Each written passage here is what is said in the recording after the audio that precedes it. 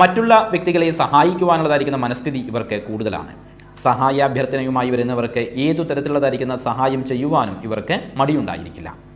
പൂർണ്ണമായിട്ടും കുംഭം രാശിയിൽ വരുന്ന നക്ഷത്രമാണ് ചതയം നക്ഷത്രം. രാശിയുടെ നാഥൻ ദുരിതാധിപൻ കൂടിയായ ശനിയുമാണ്, നക്ഷത്രാധിപനു രാഹുവും.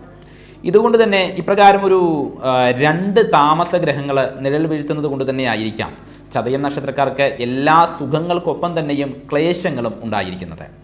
പുറമേ ആനന്ദം പ്രകടിപ്പിച്ചേക്കാമെങ്കിൽ കൂടിയും ഉള്ളിൽ ഒരുതരം നിർവികാരതയോ അല്ലെങ്കിൽ ശോകമോ എപ്പോഴും ഇവർക്ക് ഉണ്ടായിരിക്കും.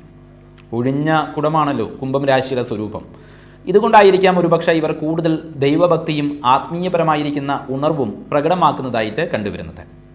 മനസ്സിൻ്റെ ഈ സങ്കുചിതത്വവും വിഷാദശീലവും പെരുമാറ്റത്തിൽ ഇവർ പ്രകടമാക്കാറില്ല എന്നുള്ളതും എടുത്തു പറയേണ്ട ഒരു കാര്യം തന്നെയാണ്.